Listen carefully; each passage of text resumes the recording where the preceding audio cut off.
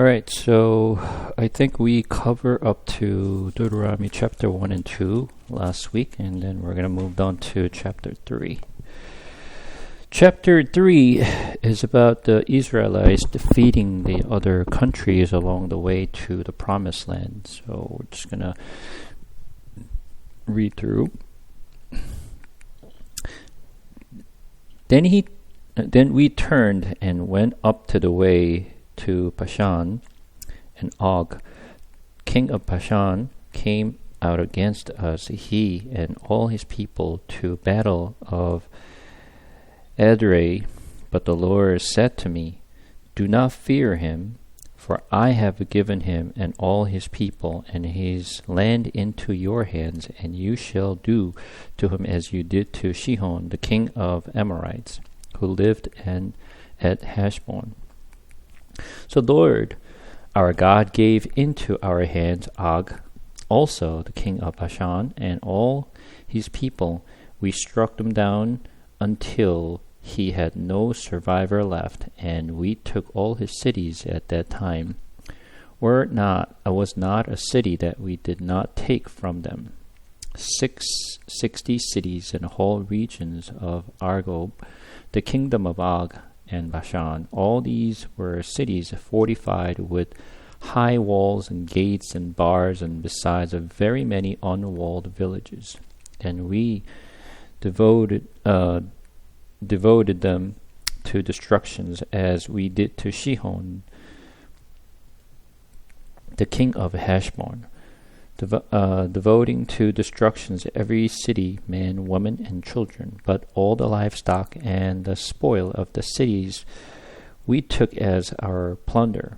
So we took the land at that time out of the hand of the two kings of the Amorites, who were beyond the Jordan, from the valley of Arnon and Mount Hermon. The Sidonian called the Hermon Syrians, while the Amorites called the Senir. All the cities of the tableland and the Gilead and all Bashan, as far as Selkah and Edrei, cities of the kingdom of Og and Bashan, for only Og the king of Bashan was left of the remnant of Rephidim. Behold, his bed was the bed of irons. It is not a Rabbah of the Ammonites.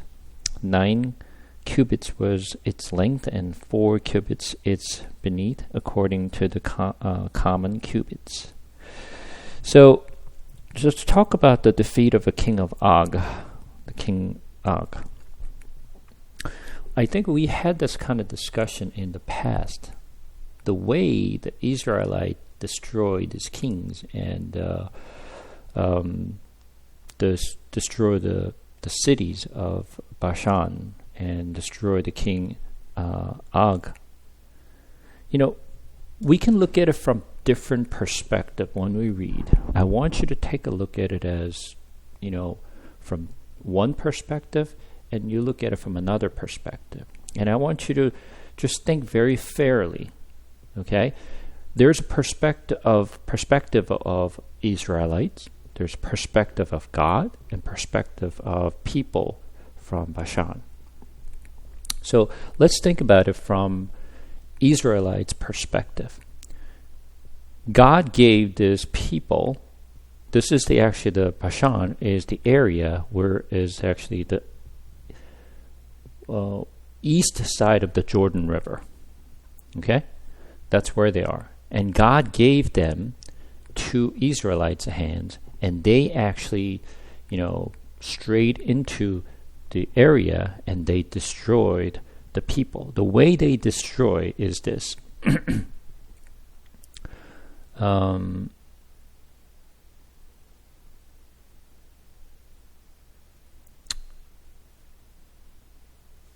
So it says on the chapter 3, verse 3, "So the Lord our God gave into our hands Og, also king of Bashan, and all his people, and we struck him down until he had no survivor left."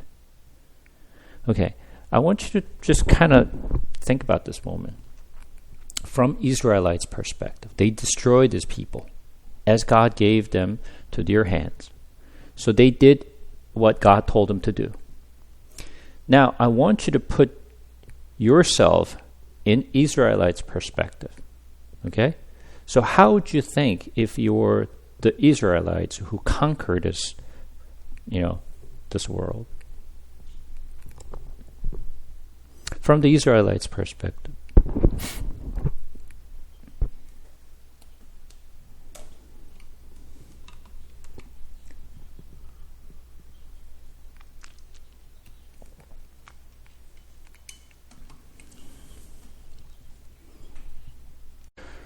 I don't know if you're the one in the front line of killing all these people, and this is what you have to do to slash and slaughter all these people, whether there's a woman or a child or the elders, the man, regardless of their age, regardless of their genders, and it's pretty much a genocide, the village.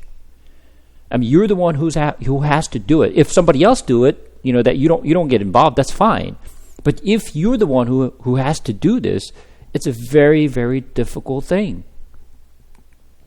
I don't know if you guys ever seen the movie American Sniper, the story of Chris Kyles. Have you seen that movie? And there's a scene that Chris was just as a sniper, right? There was a child who was lifting up to kill someone, the American soldiers. And then he was actually aiming at that, the child. That is that he was just contemplating whether he has to shoot or not. Because if he doesn't shoot, then American soldiers will die. But if he shoot, then he's killing a child. So he was just, struggling to whether he should just, shoot the boy or not, right? But luckily, the boy actually, let the weapons, on the ground, and he just ran away. So he didn't have to kill that child. But he was just struggling to kill that child or not. You see that? Have you seen that the scene of that movie? So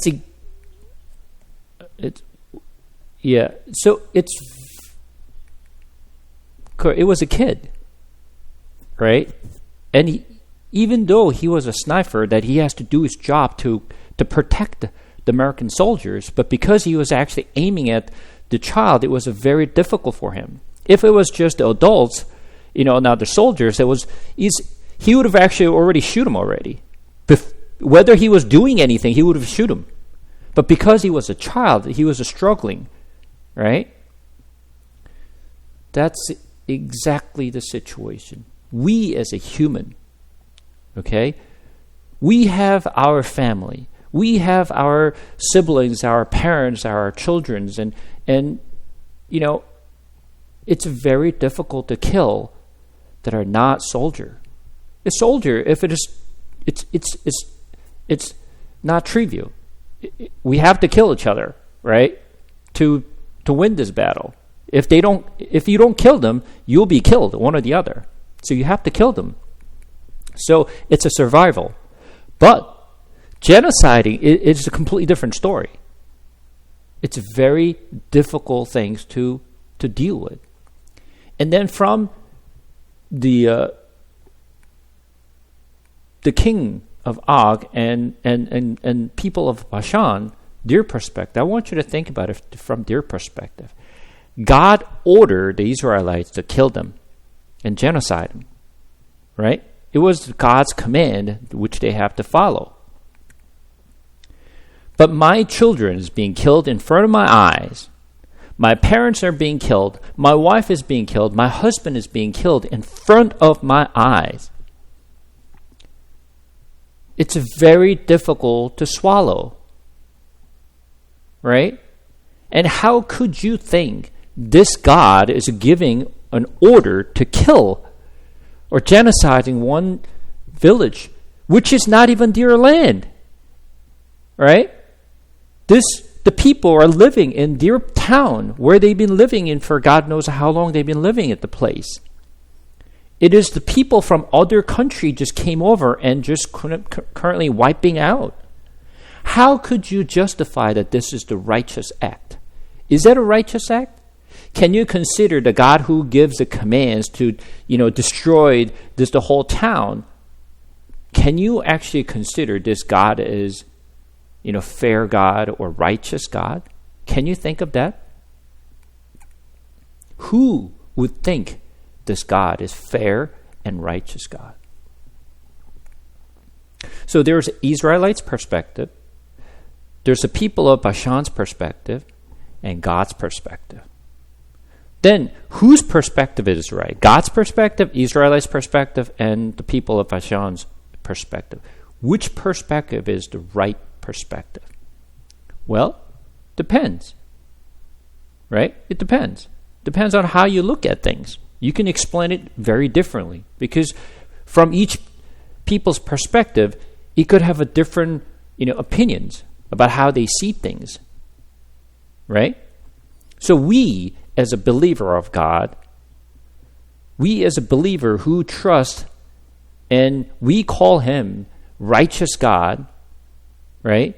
And ordering his people to destroy this people, how can we take this?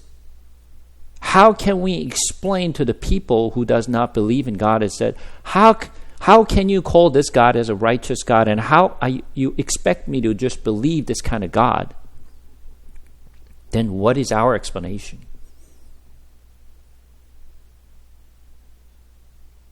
It's very tough. Right. This is why we kind of know, but we don't want to deal with this. We just want to put it offside. We don't want to just discuss this kind of matter. We just skip this. Right? God told them to do it, so they did it. Okay, so be it. So move on. Right? Because we don't want to deal with this, because it's very tough questions. And it's very difficult to answer this type of questions that people are asking. But then, think about it from this perspective. Let's think about it from, the story of a Cinderella. Right? There's Cinderella. So Cinderella is there, and Cinderella is dead. I don't know what happened to this dad, but disappeared. He just, went somewhere, right? And then her father got married to another woman. Now Cinderella has, stepmother, and stepmother happened to have her own daughters. The way this stepmother is treating Cinderella was very poor and very bad and unfair. Even though she was a stepdaughter, the stepmother never treated Cinderella as her daughter, and then treated Cinderella as trash, and then only protected and loved her own child, 2 daughters she had. Can you say this is a fair treatment? She was a loving mother for her own daughters, right? And you think about it from these 2 daughters of the stepmother. She was a good mother from their perspective, two daughters' perspective, right?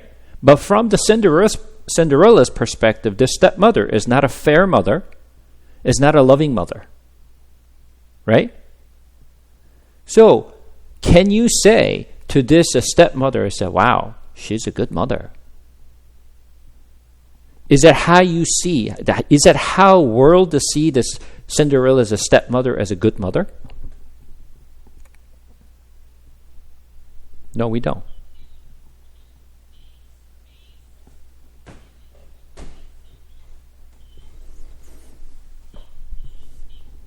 But let's think about it. Now we actually start to think about it, actually expand our thoughts. What would have happened to her, the old husband, ex-husband, or how she grew up, how her parents were like. But is that what you were really thinking when you were watching Cinderella for the first time?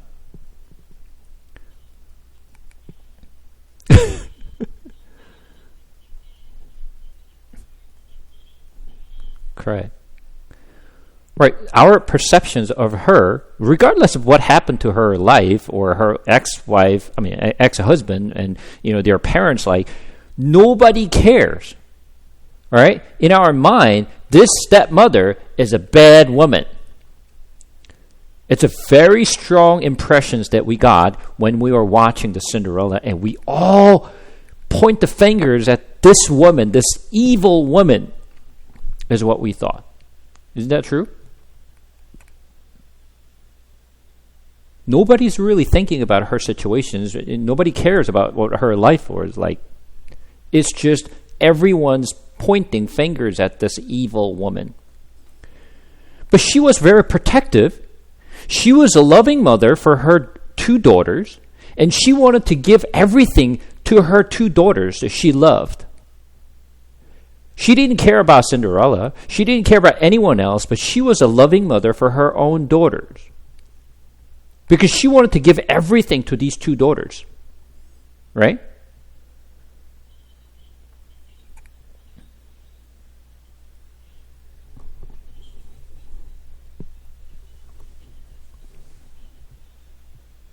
Doesn't matter. It's not about her daughter. It's about the mother. Right? She wanted to give everything to her daughters. Of course, she did it for her own sake. But when you think about it, just think about it for the first time when you watch the story or the Cinderella movie. What were you thinking when you were actually watching this or reading that story? It's very obvious that we all have the same common, the impressions of her, right? She wanted to give everything to her daughters. She didn't want the Cinderella to take the wealth or like fames or like whatever. She didn't want to give it to Cinderella. She wanted to give it to her daughters. End of the story. Right? So this stepmother is an evil woman. And I want you to take the same frames, put this in this perspective as this story. So stepmother, who's the stepmother here? No, this stepmother looks like God.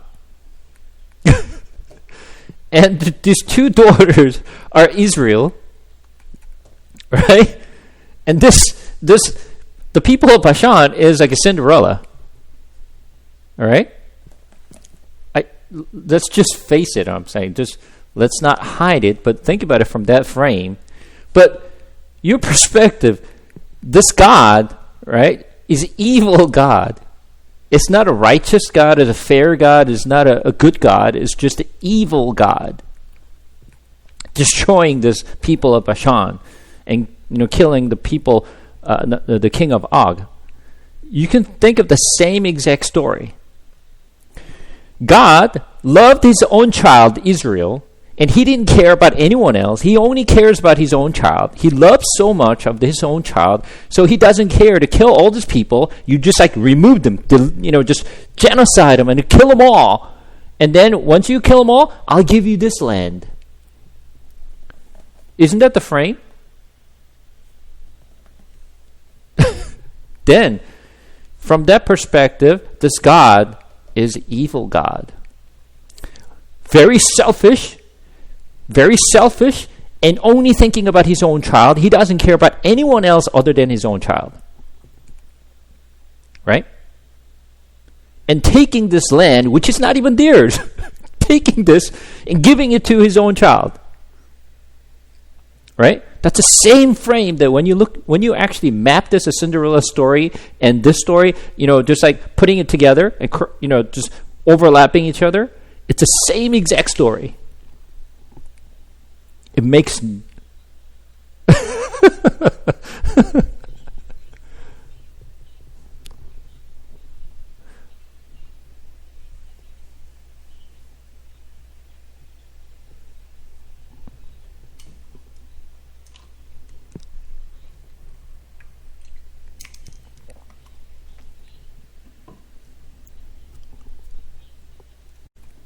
So now, let's think about it from different perspective. Okay? God is doing this because he only loved his own people. God is doing because he only loved his own people, but he hates everyone else?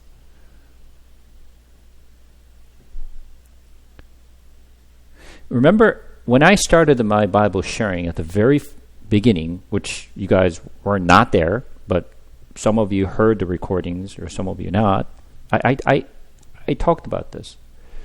When you read the Bible, the first things that you have to remember, God is a loving God, He's a righteous God, and His words are right. You have to believe that. If you don't believe that, it's going to be very, very difficult for you to understand what is written in this. Okay? So then we need to actually dive into a little deeper into this topic.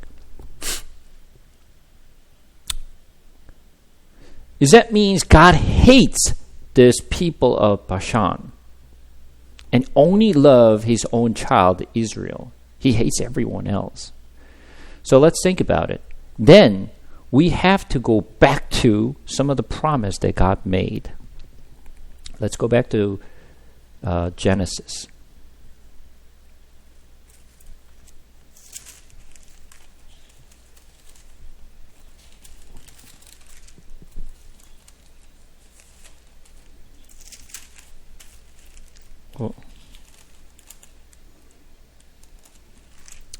Well, we have to, deal with this. So, let's turn to Genesis chapter 6.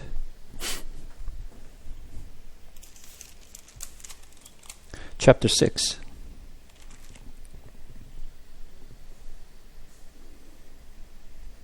We're going to read from here. When man began to multiply on the face of the land, and daughters were born to them, the sons of God, so that the daughters of man were attractive, and they took as dear wives as they choose. Then the Lord said, My spirit shall not abide in man's forever, for he is flesh, his days shall be 120 years.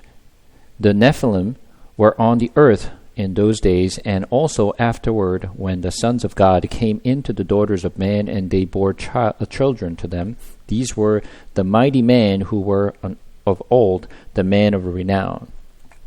The Lord saw that the wickedness of a man was great in the earth, and that every intention of the thoughts of his heart was only evil continually. And the Lord regretted that he had made man on the earth, and it grieved him to his heart. So the Lord said, I will blot out man whom I have created from the face of the land, man and animals and creeping things and birds of the heavens, for I am sorry that I have made them. But Noah found favor in these eyes of the Lord. Okay. What did he say? The Lord saw that the wickedness of man was great in the earth, that every intention of the thoughts of his heart was only evil continually. What does that tell you? Man is evil. Man is evil, regardless of who they are, right? So he decided to destroy every mankind, and not only mankind, animals too. The animals on the ground, they're breathing. Okay, so let's think about that for a moment. What does the animal do bad that they have to be destroyed? A wrong place at the wrong time. Okay, obviously, the animal has nothing to do with this. He should have just destroyed the man if he saw the man was wicked, as he said. Everyone is wicked, so he should have destroyed them all. But just the man, not the animal. But he didn't do that. He just destroyed them, wiped them out. Right? So, then let's think about it. He actually poured the waters in this land and then wiped out the mankind, including the animals. Right? If that's what he did, he felt sorry that he created all this, and he decided to just remove them. Okay, so from this perspective, this is even worse than this, the story that we just read. It's not about this, the story of the people of Bashan. That is at least the sections of the village. This is the entire world. Right? This is even worse than this story. So the question is, what did Noah do or better to be saved? What did Noah do better than the rest of the people or animal that he deserved to be saved?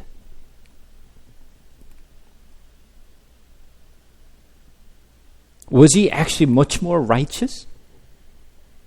He was a better man? He was more gentle and kind and more righteous than other people who destroyed? No. According to what God said here, Lord saw that the wickedness of a man was great in the earth, and that every intention of the thoughts of his heart was only evil continually.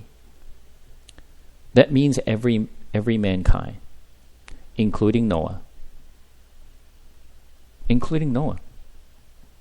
But then what really saved Noah from this destruction?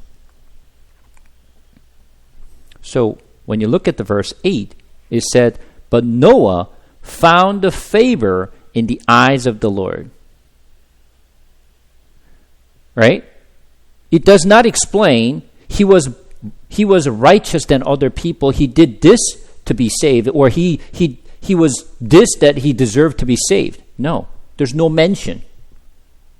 It just, Noah found favor in the eyes of the Lord, which means it's just the grace that he was saved. Not because he was better than others. He just saved because of the grace of God. Why? Why he actually, found, why God found the favor? The next word is, these are the generation of Noah. Noah was righteous man. Is called righteous man. Why? In his the blameless in his generation, Noah walked with God. Only difference is he was called to be righteous, not because he was really righteous, but he was walking with the Lord, and that's why God favored him. Not because he was righteous act, not because he was a righteous man himself. There's no righteous man whatsoever. When you look at the book of Romans, there is no one righteous on earth. No one, including Noah. No one is righteous. So not because he was a righteous, but because he received the favor in the eyes of the Lord, which was God's grace to be saved. Not because he was better than others. Why?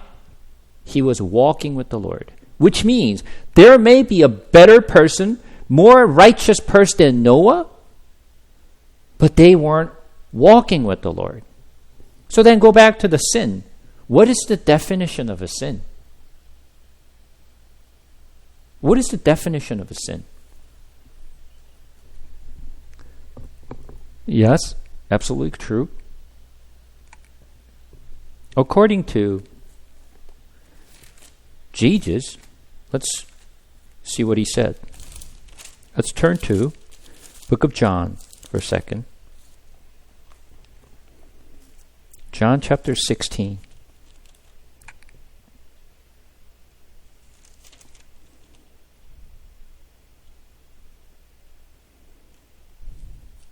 John chapter 16.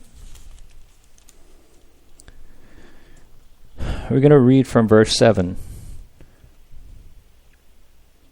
Nevertheless, I tell you the truth. It is to your advantage that I go away. For if I do not go away, the Helper will not come to you. But if I go, I will send him to you. And when he comes, he will convict the world concerning sin and righteousness and judgment. concerning sin, because they do not believe in me. What is it?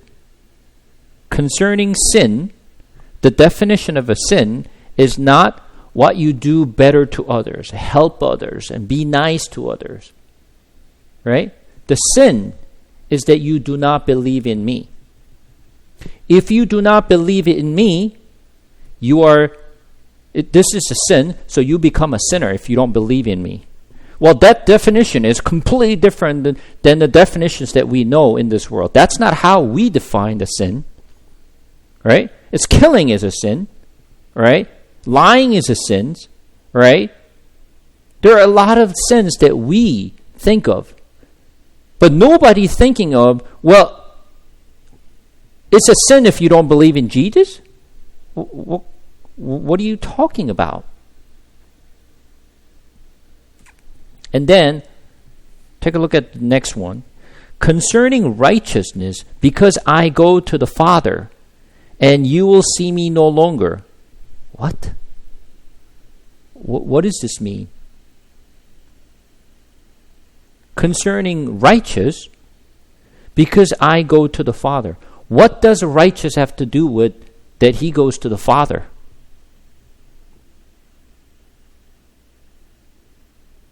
What does righteous to do with him going to the Father? What does that mean?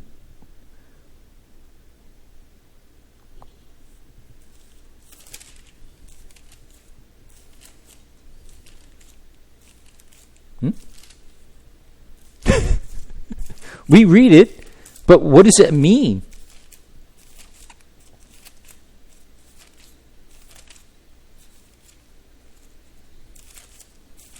Well, he has to go to his Father to be righteous, right? Is that what it is?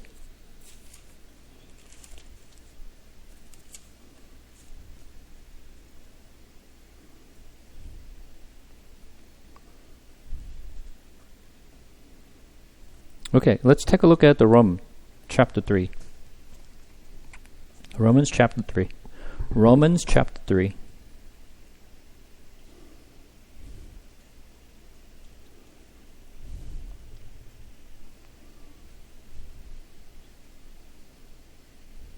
We're going to read from verse 1. Then, what advantage that the Jews, or what is the value of a circumcision? Much in every way. To begin with, the laws were entrusted with the oracles of God. What if some were unfaithful? Does their faithfulness nullify the faithfulness of God? By no means. Let God be true, through every one were a liar, as it is written, that you may be justified in your words and prevail when you are judged. But if your unrighteousness serves to show that the righteousness of God, what shall we say? That God is unrighteous to inflict the wrath on us? I speak in a human way.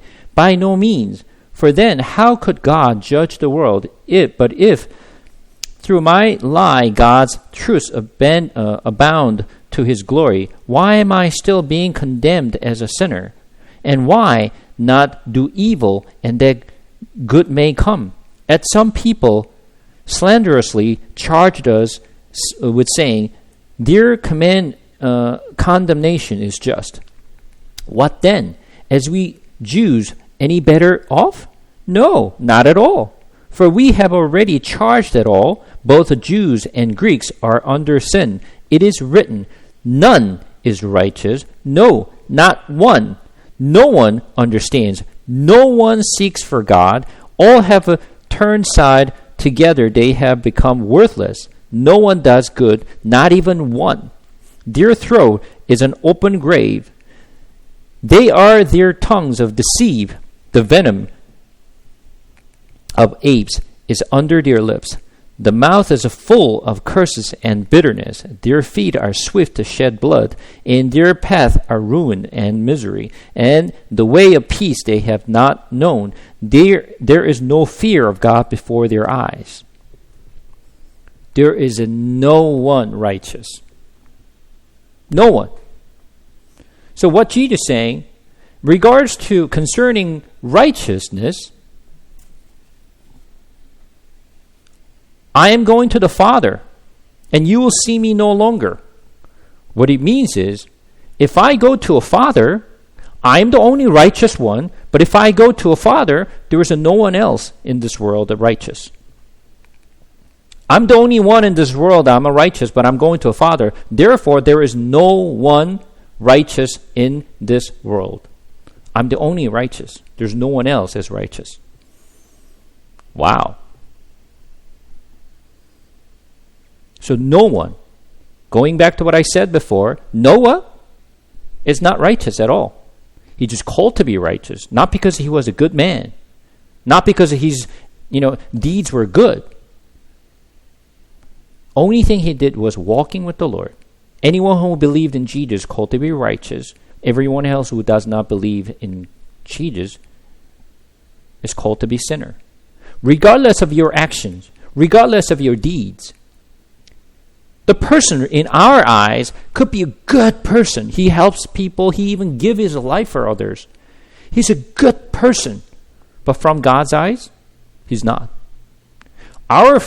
From our perspective, he's righteous. From our perspective, he's a good man, not from God's eyes. No one is righteous. Therefore, every sinner deserves to die. Everyone is under judgment. Everyone's supposed to be wiped out, regardless of who you are, what you did. Understand? So that means it's not just the people of Bashan, everyone else to deserve to be, wiped out. But what really saved the Israelites from this destruction? Because they were just chosen people, and they received God's grace, just like the Noah received God's grace. Not because they're righteous.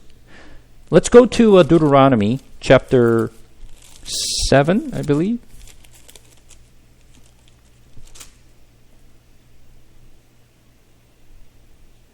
Let's read chapter 7. We're just kind of skipping here, but let's read chapter 7.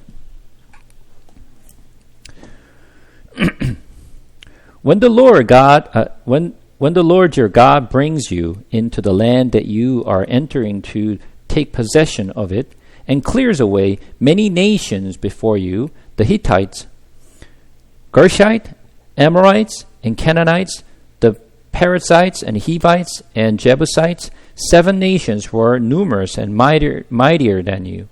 And when the Lord your God given them over to you, and you defeat them, then you must devote them to complete destruction. You shall make no covenant with them, and show no mercy to them. You shall not intermarry with them, giving your daughters to their sons, or taking their daughters for your sons, for they would turn away your sons from following me. No serve other God. Then the anger of the Lord would be kindled against you, and he would destroy you quickly. But though shall you deal with them, you shall break down their altars, and dash in pieces their pillars, and chop down their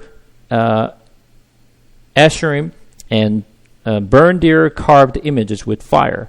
For you are a people holy to the Lord your God.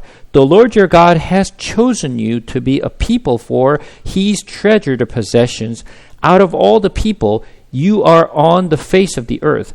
It was not because you were more in numbers than any other people than the Lord set his love on you, choose you, for you were the fewest of all people, but it is because the Lord loves you and is keeping the oath that he swore to your fathers, that the Lord has brought you out with a mighty hands and redeemed you from the house of slavery, from the hand of Pharaoh, king of Egypt. Know therefore that the Lord your God is God, and a faithful God, who keeps covenant and steadfast love with those who love him, and keeps his commandments to the 1,000 generations, and repays to their face those who hate him by destroying them. He will not be slack with one who hates him. He will repay him to his face. You shall therefore be careful to do the commandments and the statute of the rules that I command you today. The chosen people, the Israelites, Not because their numbers are great, they're better, and they're greater than anything else. They were just chosen by God's grace. You were just chosen, not because you're better than anyone else. I picked you because you're the smallest one, because you're worthless. I picked you, not because you're better than others. Now, going back, let's go back to Genesis again, chapter 15.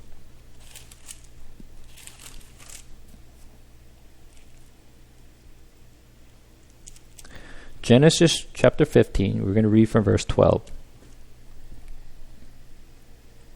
As the sun was going down, a deep sleep fell on Abram. And behold, dreadful and great darkness fell upon him. Then the Lord said to Abram, Know for certain that your offspring will be sojourners in the land that is not theirs, and will be servants then. And they will be afflicted for 400 years. But I will bring judgment on the nations that they serve, and afterward they shall come out with great possessions. As for you, you shall go to your fathers in peace. You shall be buried in a good old age. And they shall come back here in the 4th generation, for the iniquity of the Amorites is not yet complete. What is it? Now, I'm going to give you a different perspective now. Let's put this in different perspective. So, Israel is God's chosen people, right? God of Abraham, Isaac, and Jacob, right? Israelite is the God's chosen people. Now, I want you to put in a different perspective. God loved the Israel. God put Israelites in Egypt. For how long? 400 years, and they were afflicted, and they were living as a slavery. Okay?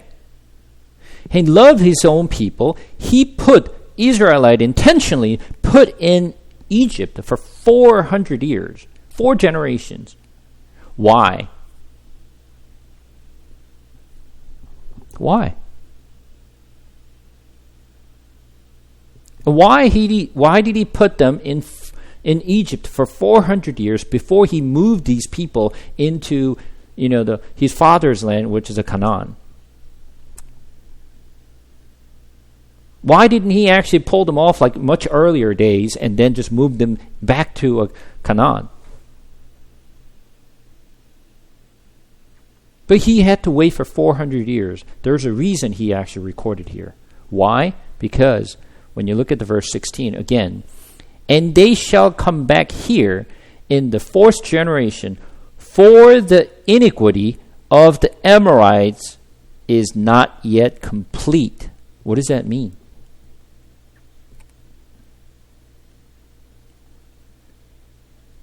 God gave them an opportunity.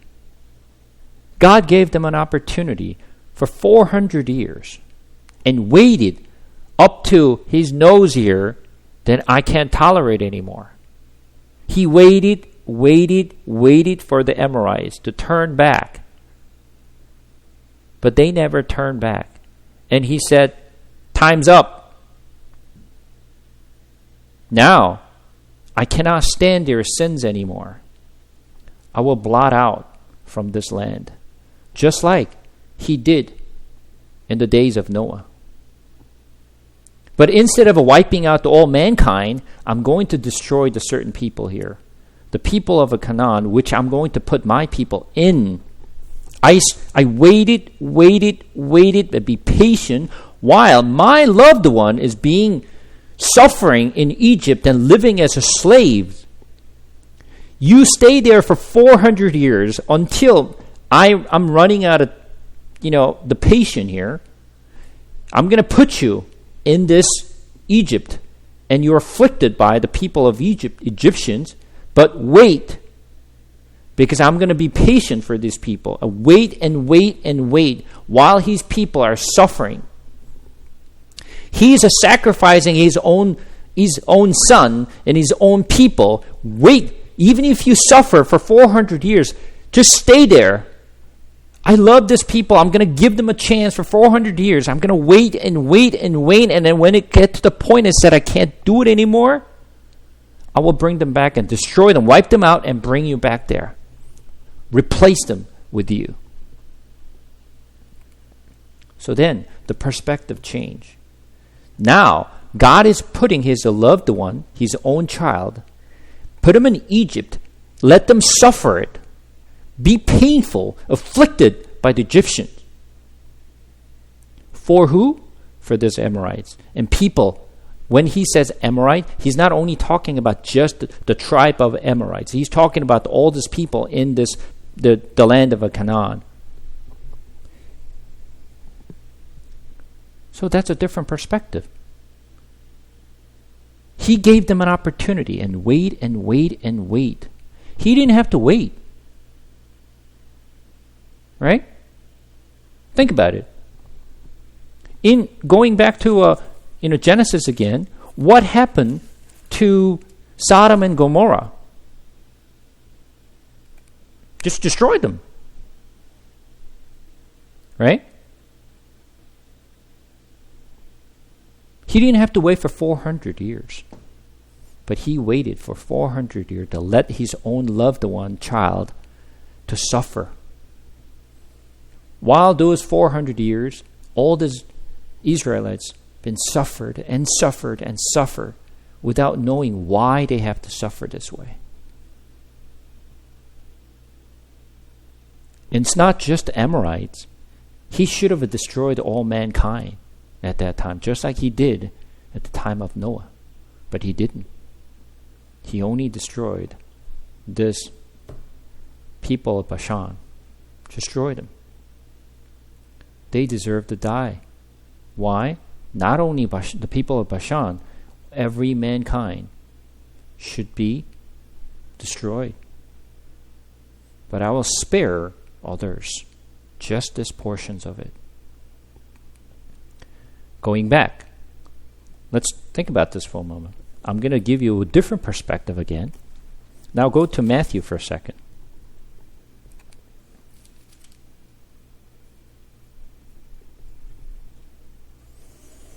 Chapter 2.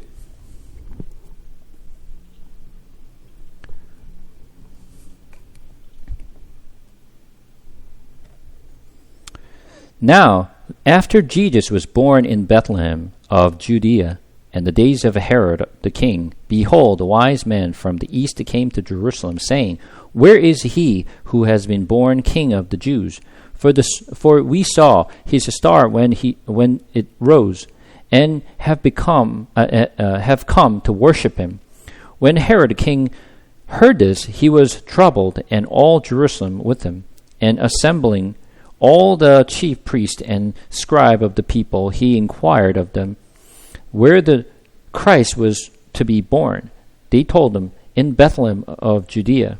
For so it is written by the prophet, And you, O Bethlehem, in the land of Judah, and by no means least among the ruler of Judah. For from you shall come a ruler who will shepherd my people Israel. Then Herod summoned the wise men secretly and ascertained from them what time the star had appeared. And he sent them to Bethlehem, saying, Go and search diligently for the child. When you have found him, bring me word that I may come and worship him. After listening to the king, they went on their way, and behold, the star that they had seen when it rose went before them until it came to rest over the place where the child was.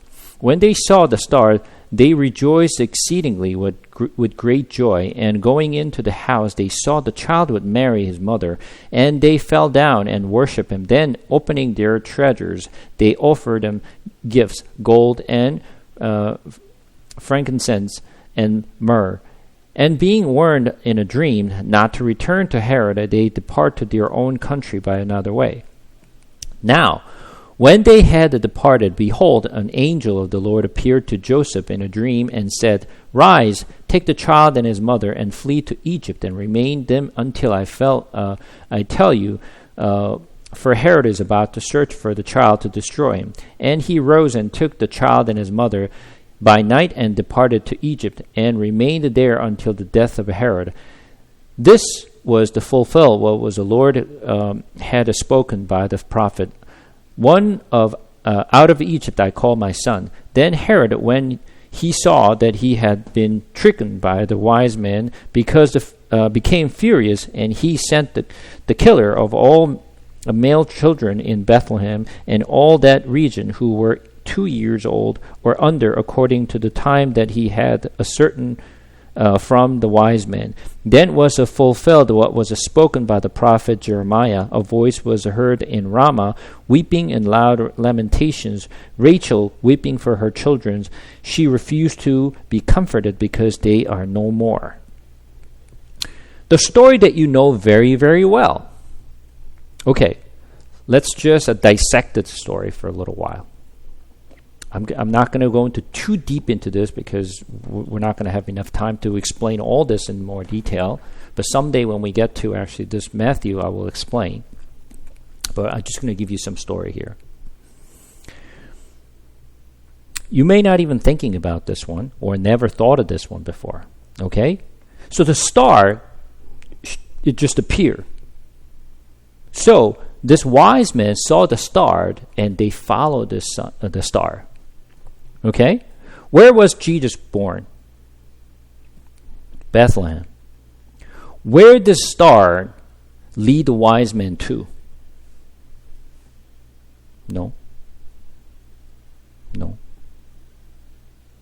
The star did not lead them to Bethlehem. Where did the star lead the wise men to?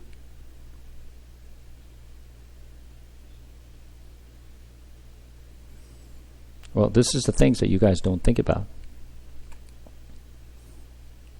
Okay? Where is that?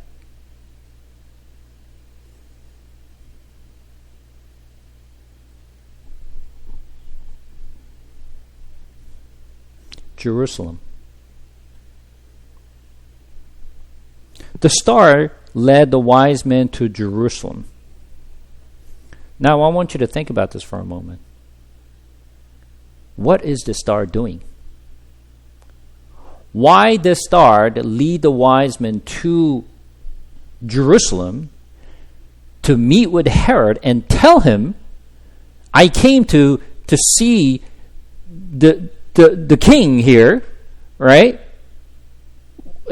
Is this the star crazy? What is God doing now? The star should have lead them to Bethlehem, not to Jerusalem. But the star was leading them to Jerusalem to meet with Herod and telling them, oh, I saw the star, and where is this king was born? I came here to worship him. Where is he? So he went to Jerusalem to talk to Herod, the king at the time, and telling him he's the king of Herod. The Herod was the king of Jews at the time, and telling him, oh, there's a king was born here. Where is he? So what is he saying? He's standing in front of the king, looking for a king. Right? He's standing before the king and is telling him, where is the king? It's like, what do you mean? I am the king? And someone who succeeds for me to become a king should be my child. Right?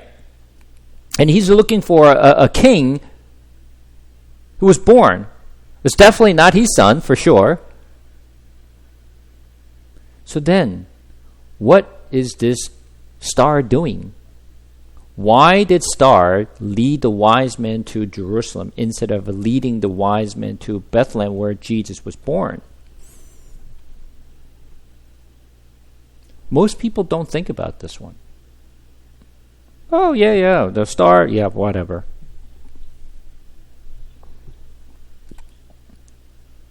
Okay? But you need to think about this. Because this star led the wise men to Jerusalem and told Herod that the king was born, right? To lead Herod to kill these babies under 2 years old in Bethlehem, genociding 2 years old and under. But you know what? What's funny? God only told Joseph, shh.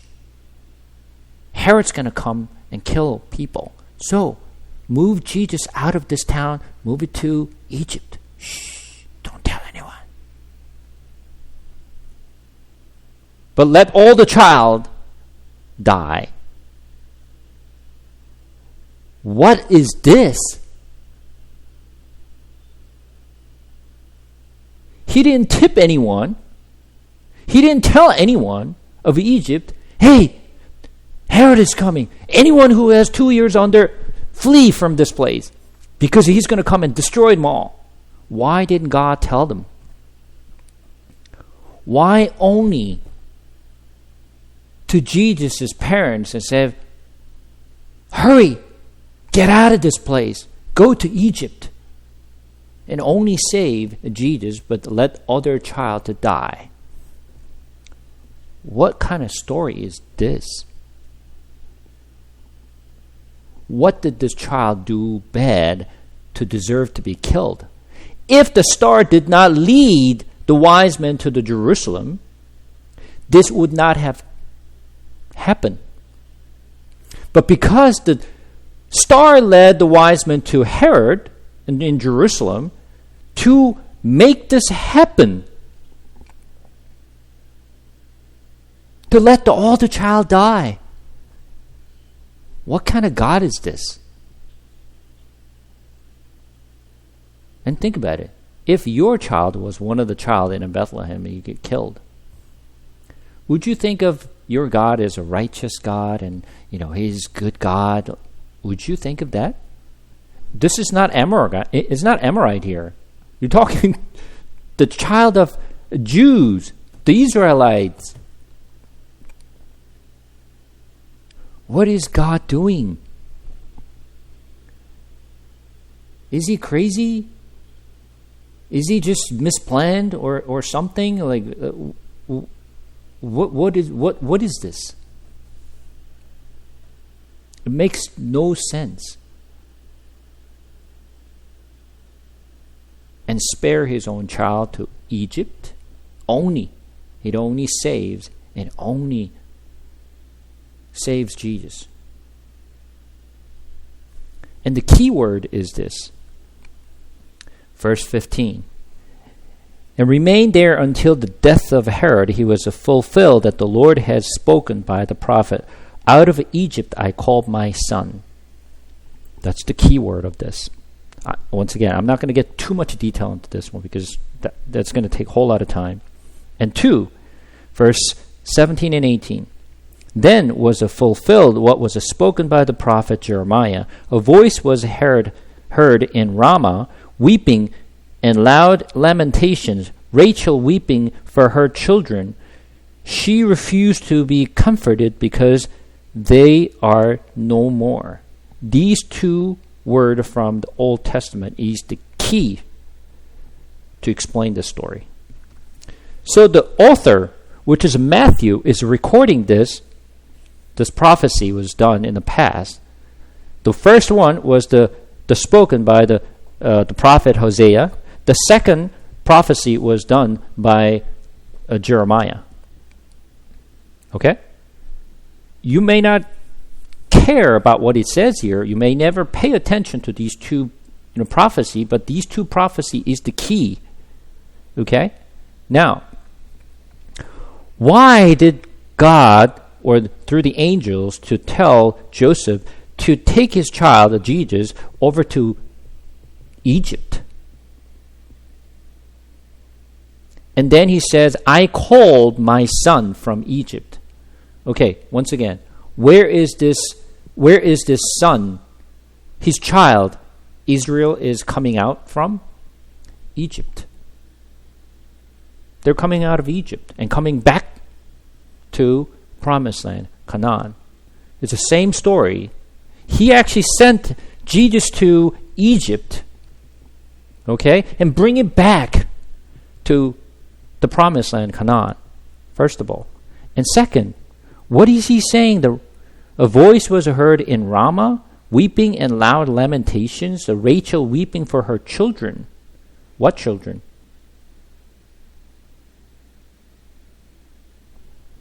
First of all, where did Rachel die? Where did she die? Going back to Genesis, just look it up.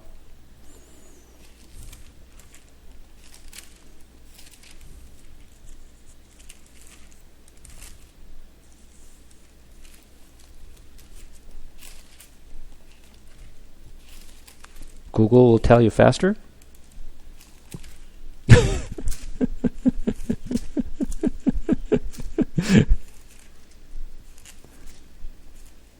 It's okay. Well, Google is certainly faster.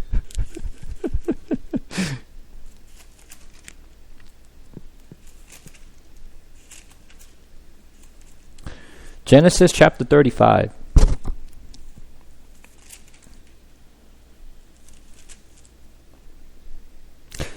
Verse 16 and on. Then they journeyed from Bethel when they were still some distance from Ephrath. Rachel went into labor, and she had hard labor. And when her labor was at its hardest, the midwife said to her, "Do not fear, for you have another son." And as her soul was departing, for she was dying, she called his name Ben-Oni, but his father called him Benjamin. So Rachel died, and she was buried on the way to Ephrath, that is Bethlehem. Where did she die? Bethlehem. She was dead, she didn't die. She didn't die in Ramah. What is this Ramah?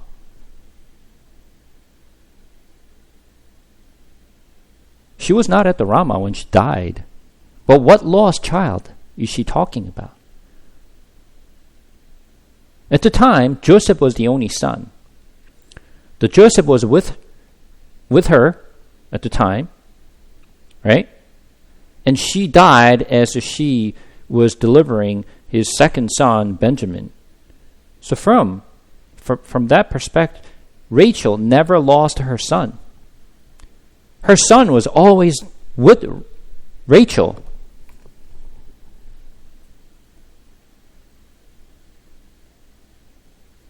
Okay? So, what time is it? Oh, God. I'm running out of time.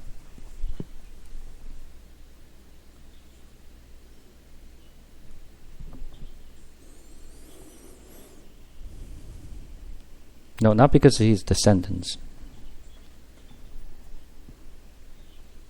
Yeah. So, the point that I'm trying to make here is going back to the story that I'm explaining to you. Why? It's a story we started from the Deuteronomy. Is it righteous?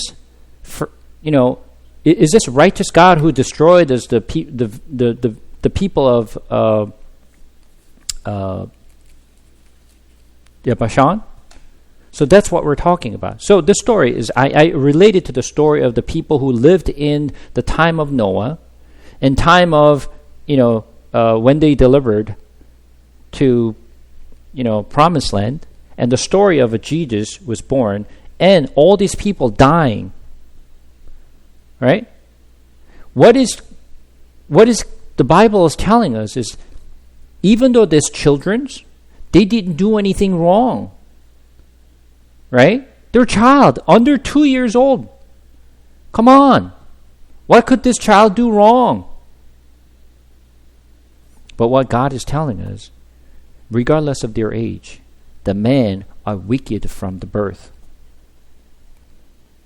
Men are wicked from the birth. There is no righteous, whether they're old, whether they're a child, or whether they're a woman or a man, it doesn't matter. regardless of who they are, of their age, their gender, regardless. Men are evil. They're not righteous. So therefore, they deserve to be die, regardless of who they are, including Jewish people,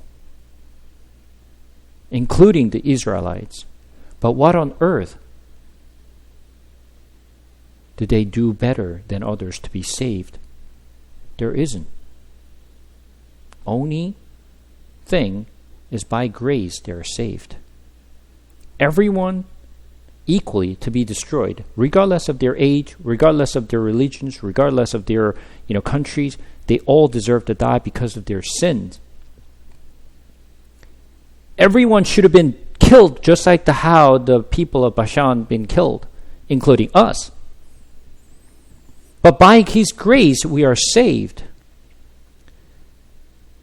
So when Jesus was actually, flee to Egypt and brought it back to the Canaan, and then He's the one who's going to bring back His child, which means, listen to this, Rachel never lost her child. Why is she weeping? Why is she crying? This is referencing that He's referencing all the Israelites. He's referencing Israelites. The Rachel's sons are Israelites is what they're referring to. Once again, I can't go back to all this, the prophecy to explain this right now, but I will explain much more detail later on. But this is referencing Israel. So, think about it. 2 years under, their children are killed. The children are killed. And the mother is crying because they lost her son. What will comfort them? What will comfort this mother?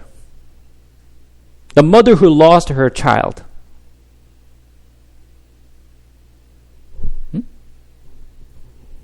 What would comfort them?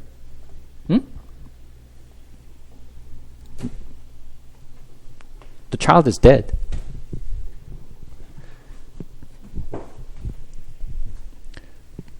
Will anything comfort this mother?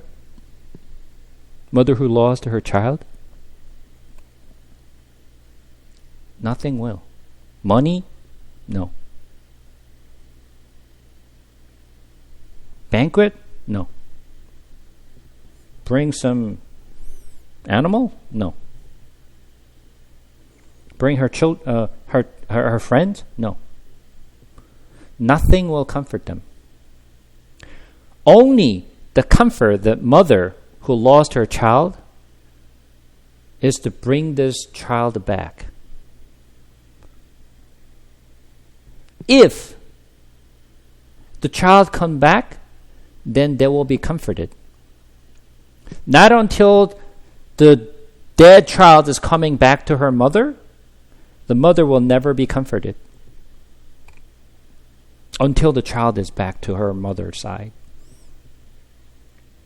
So what he's saying is, the people, the child 2 years under were killed. They're innocent. We consider the baby to be innocent, but they're all killed. Right? That demonstrates that no one is righteous and everyone deserves to die. But you know what? I will make a promise. The one child will come back from Egypt. And I'll save your child again. And I'll bring those child back through this child. What is this child's name? Jesus. Once again, now going back again, which we didn't get to this point yet, but let's turn to Deuteronomy chapter 3. We're going to read from verse 23. We're kind of like jumping around here a lot today.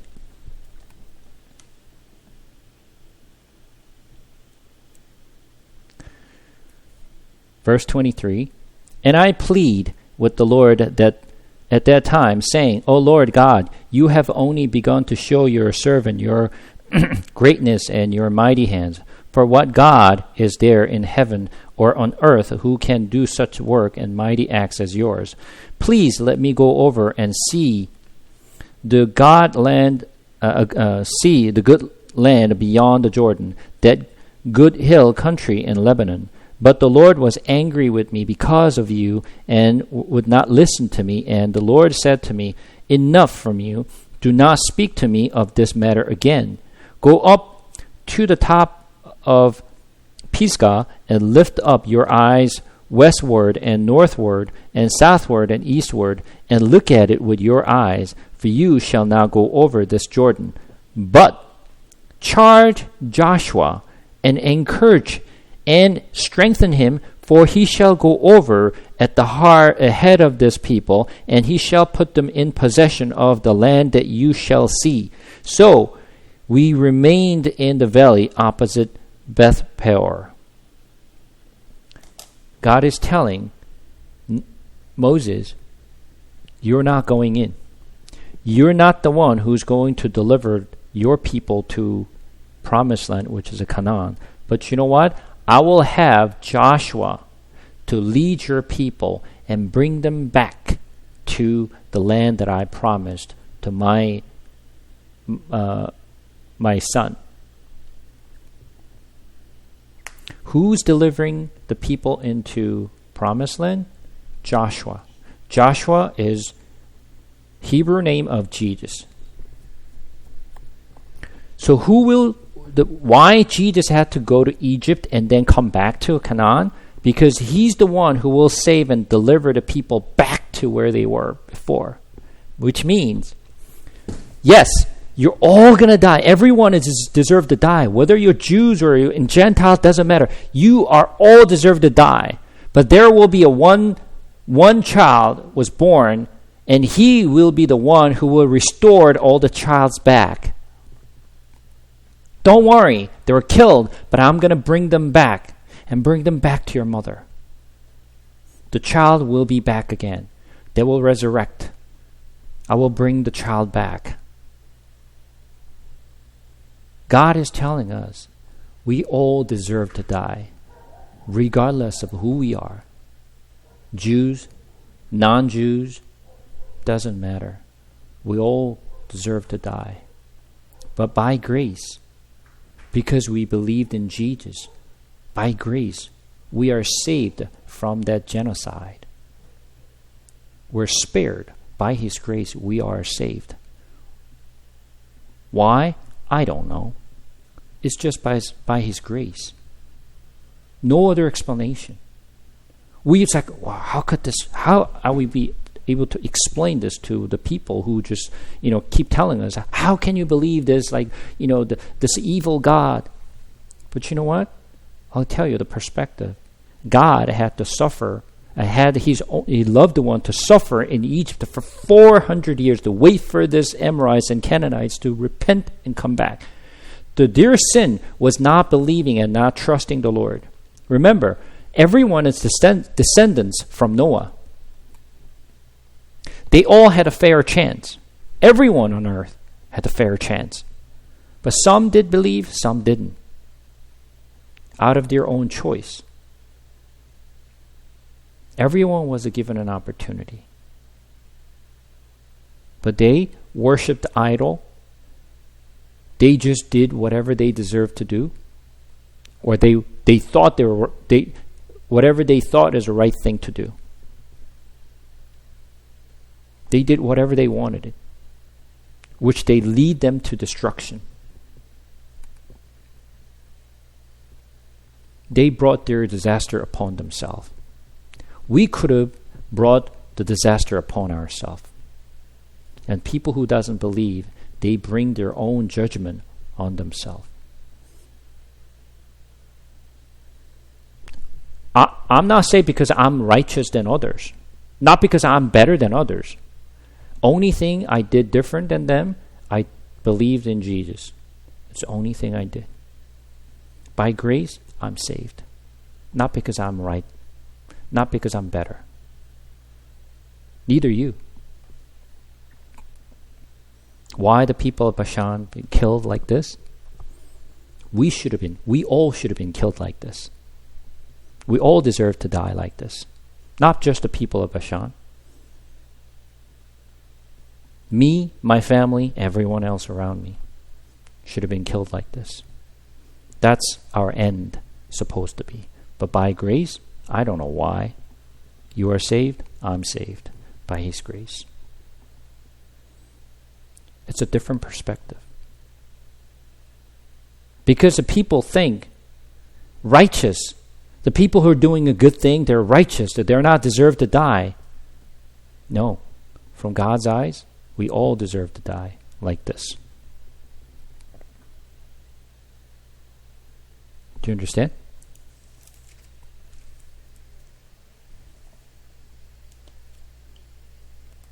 Even child, even a woman and a man and older people,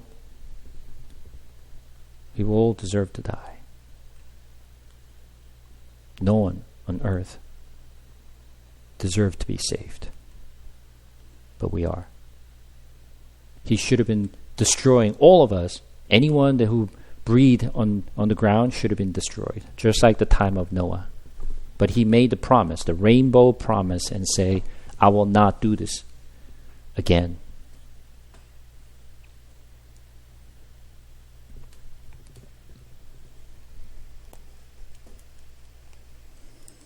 Okay, so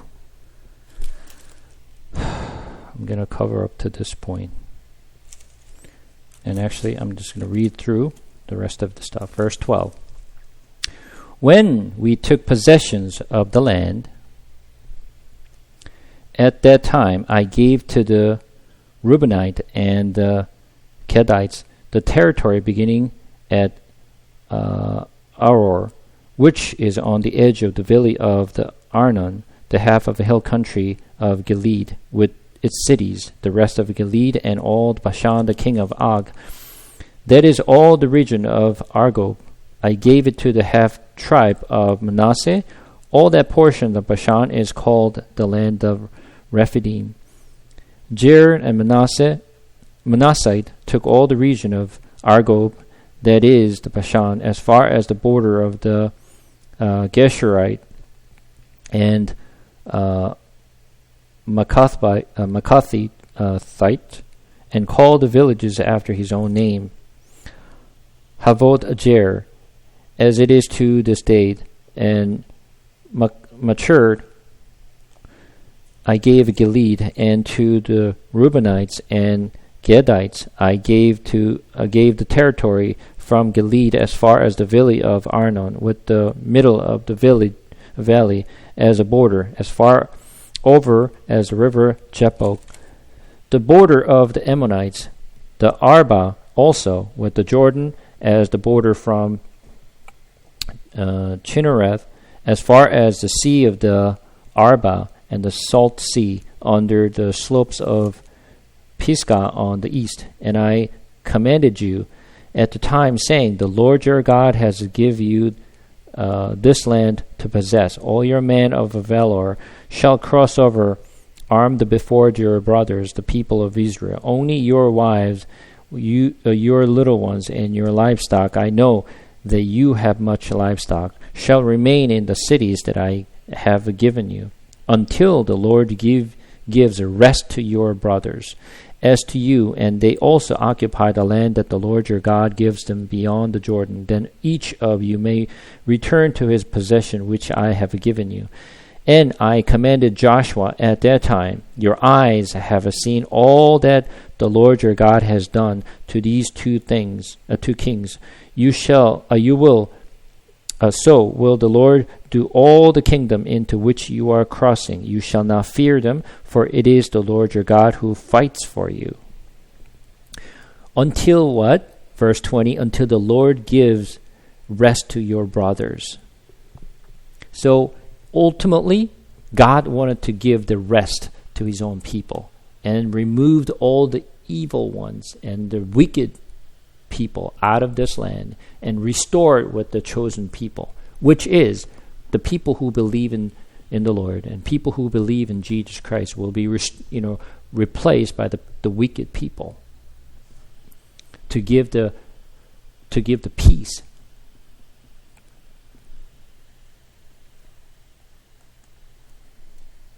And the rest of it, I read it for you in chapter 3, which is why Moses are not allowed to go and lead the Israelites to the promised land, but Joshua have to do it.